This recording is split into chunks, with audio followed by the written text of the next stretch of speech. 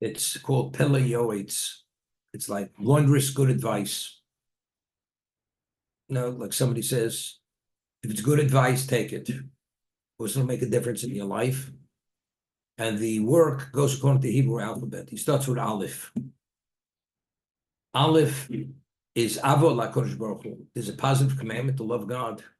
As we say in the Shema, the first paragraph, Ahavas Hashem you should love God with all your heart, with all your soul, and with all your possessions.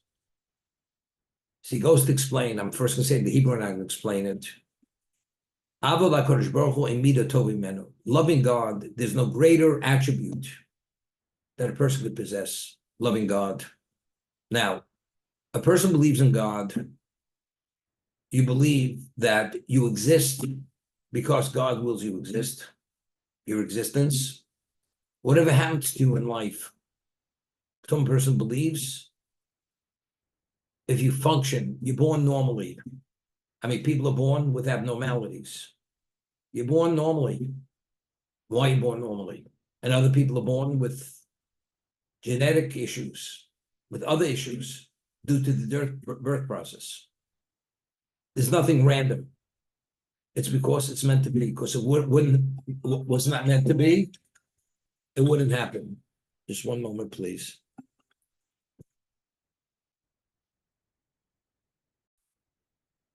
If you believe there's nothing random, and whatever you are, whether it's your function or it's your predicament, is only because God wills it to be so. So what level of positive feeling do you have towards God? Some people say, I'm lucky. I'm lucky I wasn't there. I'll tell you, just share something with you.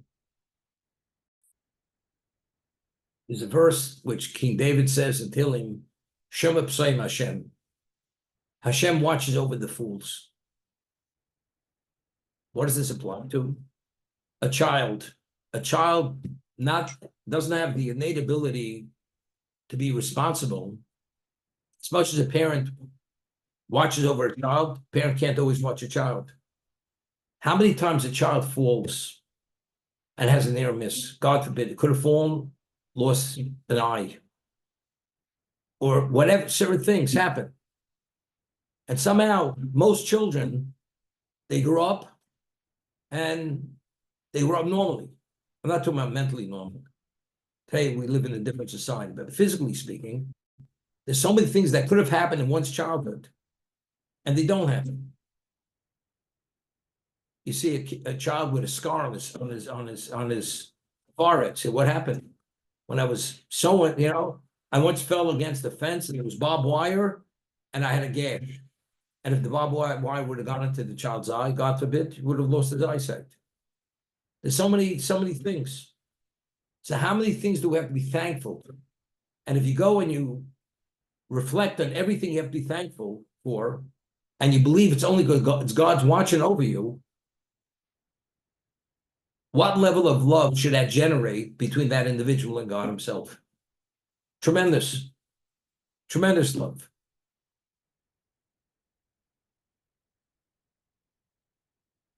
There was a case, there's a person, I used to say shared his office a few times a week. It's called Sunrise Capital. Nathan Lowe was a student of mine. It was his office. And he used to raise money for different investments. And he had this young man who came from California, worked for him, who became a Baal Tshuva. His father was not Jewish, his mother was Jewish. And he made tremendous headway in Judaism. And he raised money for whatever this investment, and they bid on a certain project in China. In China, it was going to be a foundry. And this boy worked very hard raising the money. They put a bid in. It was too low and they lost the bid. They lost the bid. Somebody else got the bid. So this boy comes to me and says, here I'm trying to be an observant Jew. I put myself out. I worked day and night to raise this money. And after that, Is that the way God treats me? He's a young boy. He's 23, 24 years old. So his employer said to him, it's for the best. For the best. You never know why. But a month later, the one who won the bid, whatever it was, they bid $17 million, but that was too low on the bid. Somebody bid a little bit more. They got the bid. In the region where this foundry was supposed to be built, and the foundation was poured already. Foundation was poured, there was an earthquake. As a result of the earthquake, there was a shift. The foundation of the foundry cracked, and they lost. It was a $10 million loss. Because to pour that foundation for the foundry, it was a $10 million investment. So at the end of the story, it was a blessing that they didn't get the bid. You never know. There's always, we don't even always see the silver lining in the cloud. But very often there's a silver lining. And as much as you don't see it, there is. Because you never know why something's in your best interest or not in your best interest. There was a story, Rav Shach, Zecher Tzadik Levrocha, slowly, one of the leading Torah sages, passed away about 20 years ago, 25 years ago. He lived till the age of 107. He was the Rosh Hashiva of the Yeshiva in Bnei Barak Ponovich. And he was exceptional man. I met him a few times. I spoke to him a number of times. And he was already a Rosh Hashiva in Europe. Wasn't his own yeshiva, but he taught older boys. And it was before the war, and they were in Vilna. That's where he was. His wife was a pharmacist in Europe. And they had a young daughter who was a teenager, maybe 16, 17 years old, and she died. She died of some illness. And his wife literally couldn't deal with the loss of losing a daughter. And literally, she became almost like unstable from it. That's how she was suffering from it. So the question was, remain in Vilna, this is before the war, or go to Israel. Go to Israel. This is in the late 30s. Go to Israel. So they went to consult Rav Chaim Ozer, who was the leading Torah sage in the world, who lived in Vilna, Rabbi Chaim Ozer Gruzinski. And he said to him, regardless of the opportunity you have here to teach in Vilna, you must leave Europe, go to Israel. Because your wife emotionally, mentally can't deal with it, because that's where their daughter passed away. And he left. He felt terrible that he had to leave, because here he had this teaching opportunity to mentor students, but he left. Because his wife couldn't deal with it. That's why he didn't perish during the war. So he lost a daughter. His wife couldn't deal with it because she was literally became unstable from it, and she couldn't be in the Vilna community. So he was advised, leave regardless of what you're leaving behind. Give it up, whatever the opportunity is. Your wife can't function here, you have to leave. Because of that, he left and he was saved. The amount of Torah which he disseminated and his level of leadership on a global level is not to be believed. But he lost a daughter. Do we understand the divine design of life? Why God causes things to happen? You never know. Never know.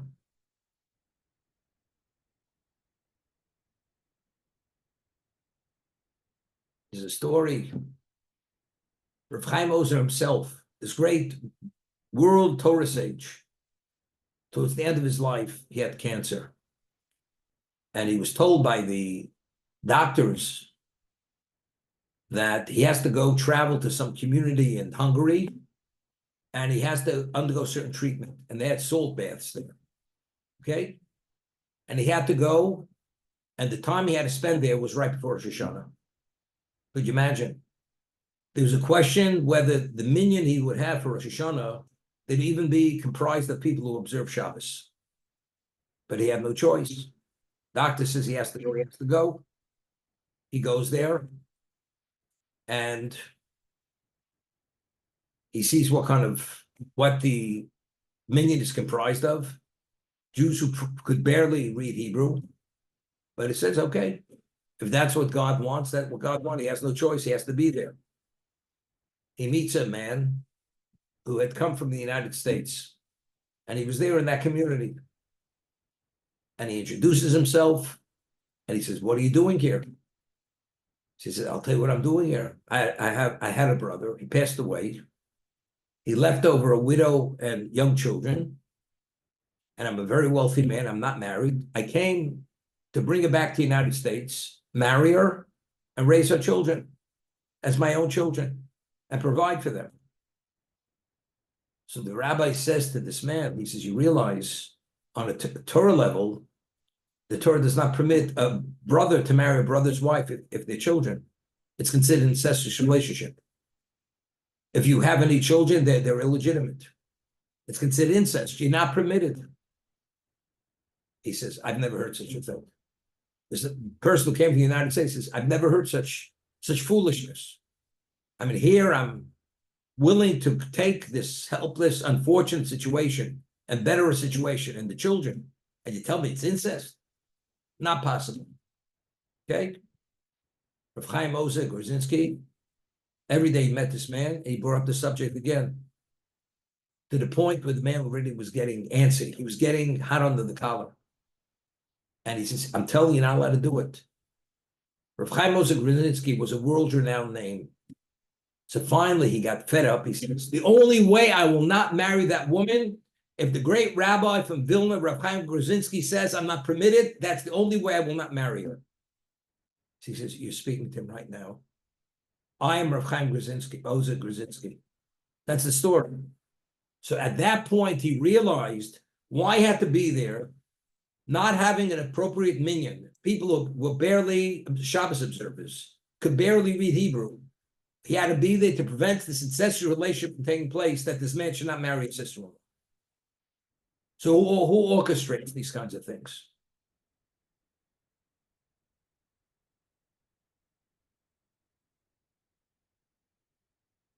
Many years ago, maybe Larry remembers here, there was a person, his name was Ozer Clark.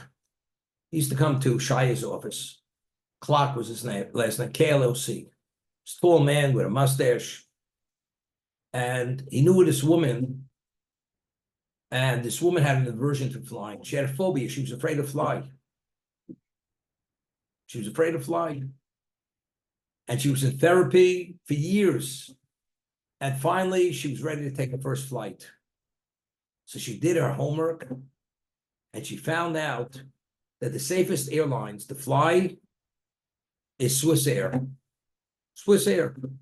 And the route, which is the safest route, is a certain route that flies over Newfoundland, going to Geneva. And she was ready to go, and she feels secure and stable, no anxiety. She gets on that plane. That plane went down to Newfoundland. She never lived to get off the plane. Swiss Air, with all the records, safe, this and that. As they say, when it's meant to happen, it happens. There was the negative, not the positive. You could plan from today till doomsday. There's the divine design, divine plan, positive and negative. Whatever it's meant to be, that's what's going to be. We have to do the right thing and understand things happen because that's the way God, so especially if something positive happens in your life. To what degree do you have to feel thankful? And if you feel thankful, and you see it many times, what does it evoke? It evokes love for God because he's watching over you, that nothing should happen to you. So therefore, the attribute of love for God is the most all-encompassing attribute. Because if you feel that way towards God, that he's looking at, watching over you, there's nothing too difficult to do his will. Therefore, that's the all-encompassing attribute and quality the person can possess. It's going to be my after all these stories. When I first came to New York many years ago, right now I'm in my 42nd year in New York.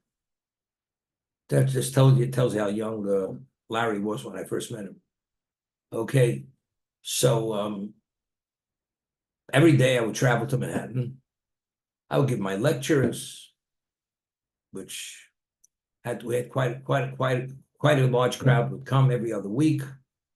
I would interact with people throughout the day. I had classes in offices, and there was a certain person who lived in Israel at the time, but he originally was Swiss, came from Zurich. And I knew him pretty well, and he says to me, I really have pity on you. This person headed a kollel in Bnei Brak, but originally he was from Swiss origin. And he says, I have pity on you, Rabbi. I said, why do you have pity on me? Because every day you have to go to Manhattan and you have to deal in Yiddish, there's a word for filth. It's called schmutz. Schmutz is filth in Yiddish. And this guy said the word schmutz with a real Swiss accent. So it really sounded really nauseating. And he says, every day you have to go to New York and you have to deal with schmutz and expose yourself to schmutz, to filth. He was speaking about spiritual filth. So I said, what are you talking about? He says, yeah, you have to expose yourself, interact with all these people, not observant, and see their behavior, this and that. So I pity you. I said, I want to ask you a question.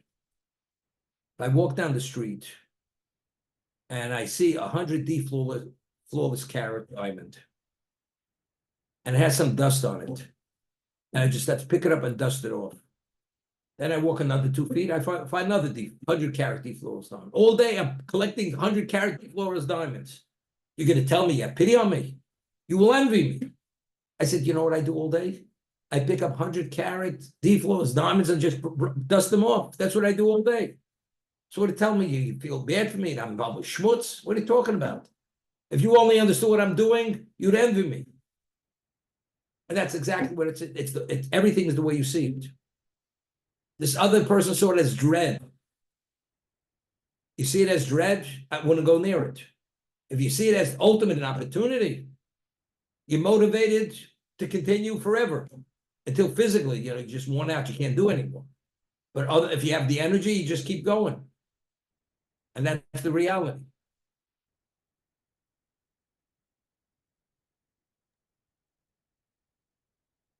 I'm glad you once dusted off a 200-pound diamond. Came to Yerushalayim in 1865. His name was Rabbi Yosef Chaim Sonnenfeld. Came from Hungary. Tremendous tzaddik, tremendous Torah sage. And in those years, there was a battle between the old Jewish community called Yishuv HaYashan, the old community, which was comprised of very religious people who served God without any level of distraction. And there was a new influx of the enlightened group who wanted to introduce a new brand of Judaism, which is called cultural Judaism. And they introduced many things that undermined the religiosity of the community. And the ones who tried to infiltrate the community, undermine it, there were literally in those years, there were physical battles. They would go and they would beat up, they were hooligans, they would beat up the religious people. And they fought. There's this hospital in Yerushalayim, it's called Shari Tzedek Hospital.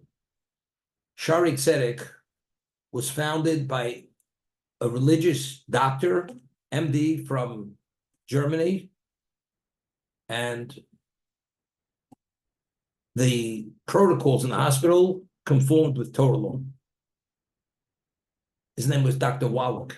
Dr. Wallach, he was a German Jew, and he, together with Rabbi Sonnenfeld, established this hospital. They founded this hospital. And Rabbi Sonnenfeld told this Rabbi Dr. Wallach that the only people you should admit into the hospital are people who are not trying to destroy the Jewish community. And if you want to admit anybody who doesn't qualify, you have to consult with me, and I'll make a decision whether he should be the exception to be admitted. Okay?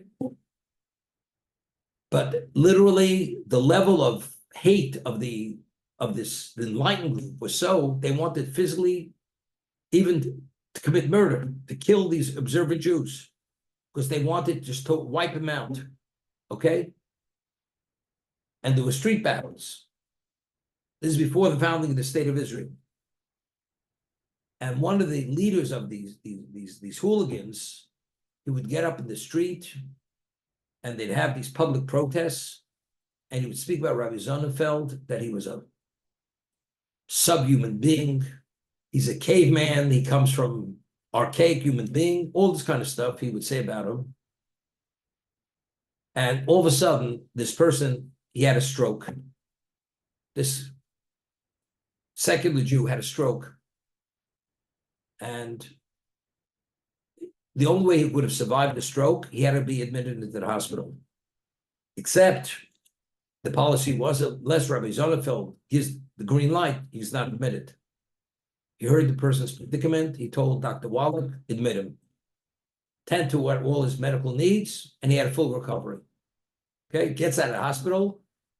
He's up to his own shenanigans again. He gets up publicly, starts lambasting Rabbi Sonnenfeld, what type of person he is. He has no heart of kindness. He's only out to deny people freedoms, and he's going to town shredding him publicly, disgracing him publicly. So one of his cohorts whispers in his ear and says, I think you better tone it down. The only reason why you're alive today is because of Rabbi Sonnenfeld, because if he wouldn't have given the authorization, should be admitted into the hospital, you wouldn't be alive. The moment he heard that, he was shocked. Shocked. Here he's only alive because. And here he's speaking such vitriol, such hate, spewing it against the rabbi. So how many people, they spew hate against God? If not for God, they wouldn't be alive. Because God says everybody has choice. God gives you enough rope to hang yourself. He'll give you a shovel. You can dig that grave so deep that you can't creep out of it. But on the other hand, he gives you a ladder that you could climb that ladder with a level of speed to get to the top of the mountain. But it's up to each person how he wants to utilize the opportunities. Whether you want to go north or you want to go south. But you have to recognize it.